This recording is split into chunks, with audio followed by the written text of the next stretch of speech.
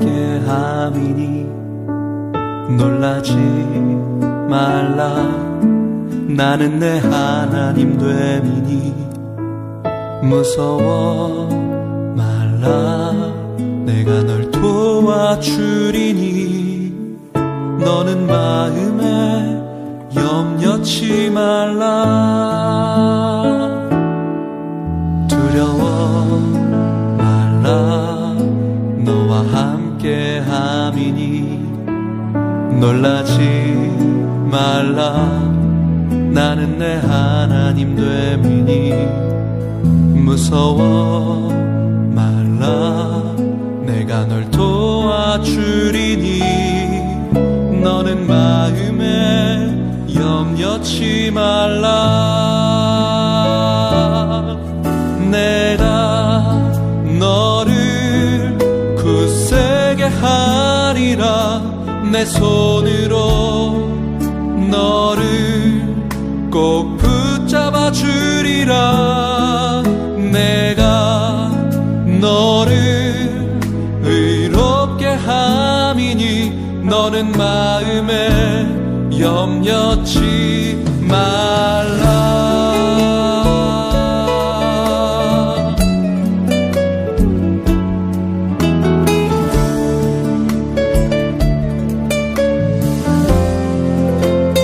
두려워 말라.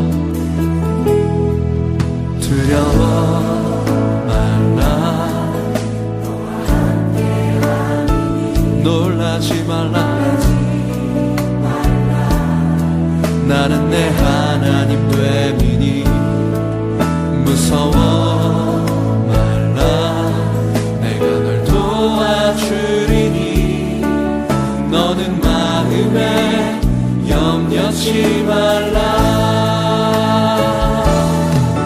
내가 너를 굳세게 하리라. 내 손으로 너를 꼭 붙잡아 주리라. 내가 너를 의롭게 함이니 너는 마음에 염려치 말라.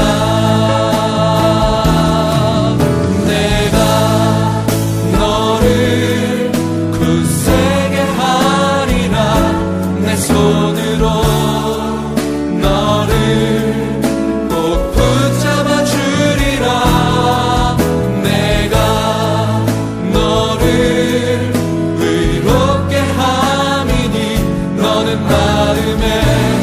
염려치 말라. 나는 너의 하나님이라. 나는 너의 하나님이라. 하늘을 지은 창조주라. 땅의 소산을 베푸는 자. 나는 여호와니라. 나의 의로 부름 받는 자. 나의 찬송을 부르는 자. 너는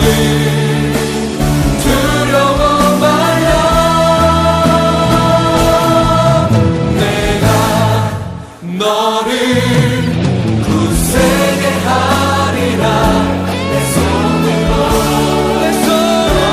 너를 붙잡아 주리라. 내가 너를 의롭게 함이니 너는 마음에 염려치 말라. 염려치 말라. 다시 한번 고백합시다. 내가 너를 굳세게 하리라.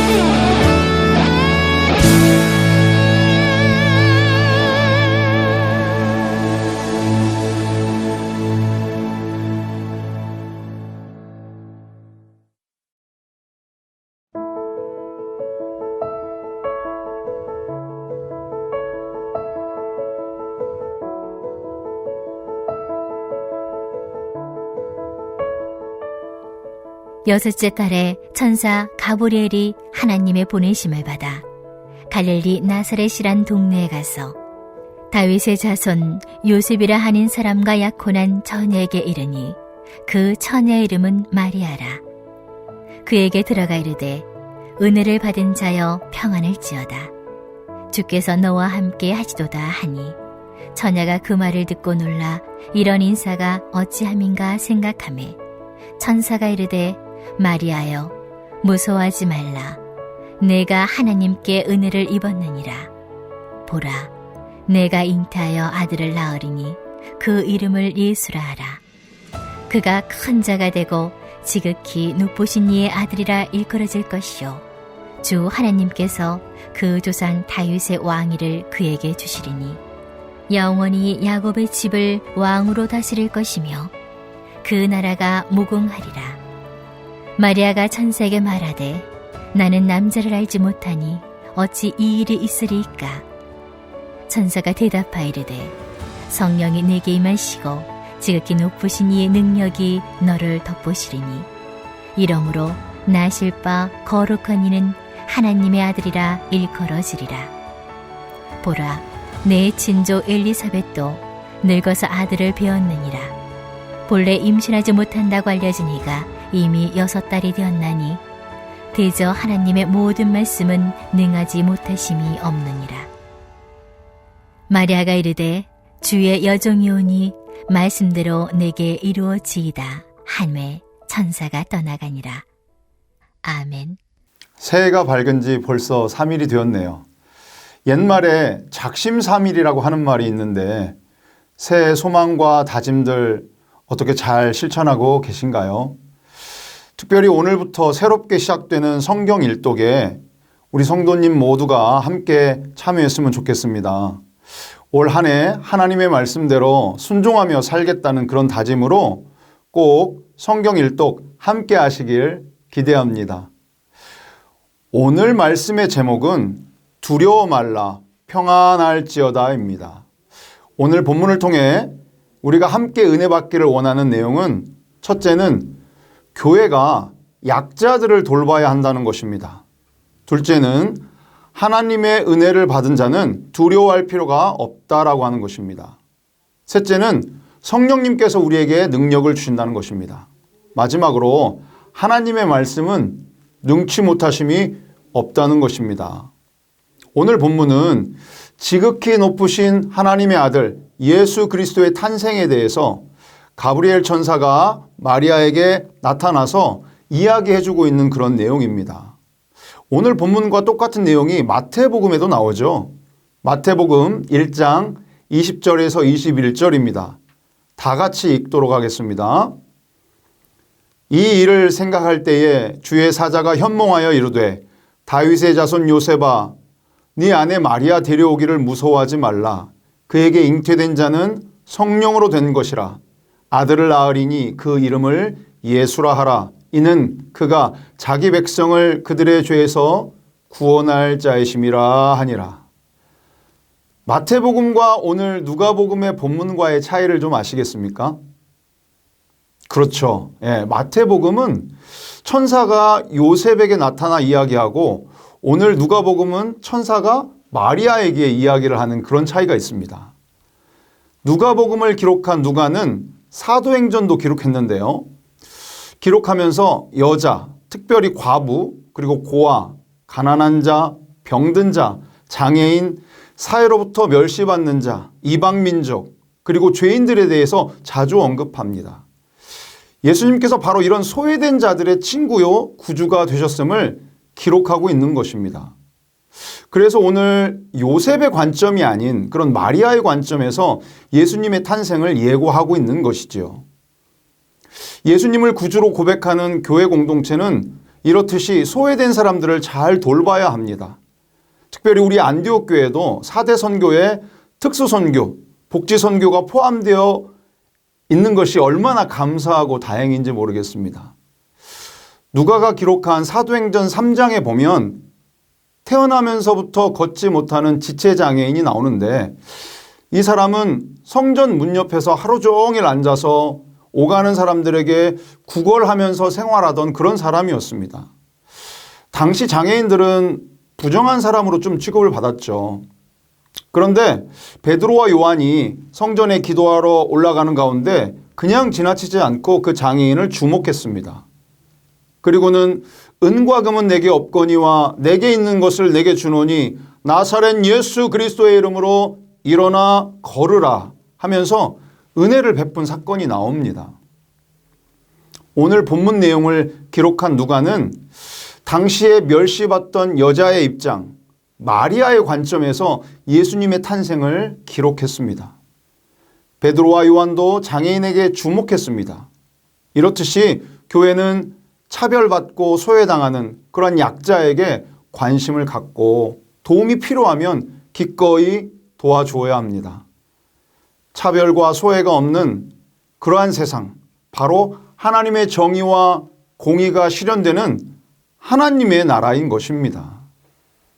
오늘 본문의 주인공 마리아는 천사의 나타남에 많이 놀라고 무서웠습니다. 그도 그럴 것이 마리아는 결혼하지 않은 약혼 상태였고 이 시대는 아주 어린 나이에 결혼을 했기 때문에 처녀라고 하지만 오늘날의 개념으로 생각하는 그런 처녀의 개념이 아니라 오히려 소녀에 가까운 그런 나이였습니다. 가브리엘 천사는 마리아에게 본문 28절과 30절에서 은혜를 받은 자여 무서워하지 말고 평안할지어다 라고 말씀하고 있습니다. 생각을 해보세요. 처녀가 임신한다? 이것은 오해받기에 충분하고 당시 율법에 따르면 그 오해로 인해서 목숨까지도 잃을 수 있는 상황입니다. 그럼에도 불구하고 은혜로 인하여 무서워하지 않고 평안할 수 있는 것입니다. 여러분, 그 드라마에서 사극을 보면 왕으로부터 내려오는 은혜, 그것을 우리가 성은이라고 하죠. 그래서 성은이 만극하옵니다 그러잖아요. 어느 날 궁궐에서 일하던 궁녀가 왕의 눈에 띄어서 성은을 입게 됩니다. 그러면 후궁이 되는 것이죠. 근데 후궁이 되면 태도가 180도로 바뀝니다. 왕으로부터 이제 은혜를 입었다 이거죠. 어깨에 좀 힘도 좀 들어가고 그러다가 왕 위를 이을 왕자라도 낳게 되면 이제 두려울 게 없어집니다. 매야? 막 이러면서 째려보기 막 시작하고 뭐든지 막 자기 마음대로 막 하려고 하는 그렇게 되는 것이죠. 왕의 은혜만 입어도 이렇게 두려울 것이 없는데 왕으로부터 은혜를 받았어도 두려울 것이 없다. 우리는 그렇지만 하나님께로부터 오는 은혜를 입은 자들이지 않습니까? 하물며 두려울 게 무엇이 있겠습니까? 여러분 이제 올 한 해는 두려워하지 마십시오. 놀라지도 마십시오. 하나님의 은혜로 두려움 없이 평안하시는 한 해가 되기를 축복합니다. 천사는 마리아에게 성령이 임할 것이고 그로 인해 하나님의 능력이 마리아를 덮어주리라 말씀하십니다. 본문 35절의 말씀입니다. 다 같이 읽겠습니다. 천사가 대답하여 이르되 성령이 내게 임하시고 지극히 높으신 이의 능력이 너를 덮으시리니 이러므로 나실 바 기록한 이는 하나님의 아들이라 일컬어지리라. 누가복음의 기록자 누가는 성령의 사도였습니다.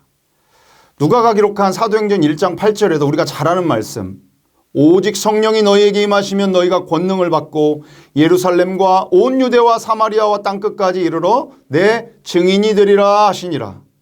우리가 하는 모든 주님의 일은 성령님을 의지하지 않고는 할 수가 없습니다. 예수님께서 성령의 능력으로 잉태되어 이 땅에 태어나셨고 이 땅의 복음 전파도 성령의 권능으로 이루어진 것입니다. 성령은 삼위일체 하나님으로 태초 창조사에게도 함께 하신 분이십니다. 창세기 1장 2절 말씀 우리 함께 읽겠습니다. 땅이 혼돈하고 공허하며 흑암과 깊음 위에 있고 하나님의 영은 수면 위에 운행하시니라. 하나님의 영이 운행하셨다. 이것이 바로 성령님께서 창조사역에 함께 하셨다라는 말씀이십니다. 창조와 구원 사역에 성령님이 역사하신 것이죠. 본문의 말씀처럼 마리아에게 임하신 성령의 능력이 오늘 우리에게도 임하신 줄 믿습니다. 마지막으로 하나님의 말씀은 능치 못하심이 없습니다. 오늘 본문 37절의 말씀입니다. 대저 하나님의 모든 말씀은 능하지 못하심이 없느니라. 하나님은 말씀으로 세상을 창조하셨고 말씀에는 능력이 있습니다. 내가 복음을 부끄러워하지 아니하노니 이 복음은 모든 믿는 자에게 구원을 주시는 하나님의 능력이 됨이라. 우리가 왜 하나님의 말씀을 보고 듣고 믿어야 하는지 분명한 이유가 바로 여기에 있습니다. 오늘부터 성경 일독이 시작됩니다. 여러분 아직도 늦지 않았습니다. 기도하시고 또 다짐하시고 능력의 말씀을 붙드시기 바랍니다.